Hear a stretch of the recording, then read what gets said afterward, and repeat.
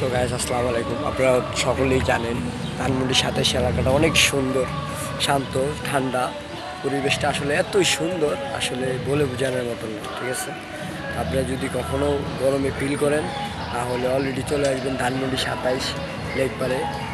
দেখেন চারোদিকে, এই যে আমি এখন দেখেন আছি, আমার মাথার উপরে ঠিক গাছ, ঠিক মাথার উপরে গাছ। ঠিক আছে, আপনারা এখানে আসবেন, বসবেন, ঠান্ডা। এখানে চারিদিকেই বাতাস, গাছপালা, আবহাওয়া সবই চেঞ্জ, বাতাস ঠান্ডা, পুরো গ্রামের মতন। আপনি আসলেই বুঝতে পারবেন।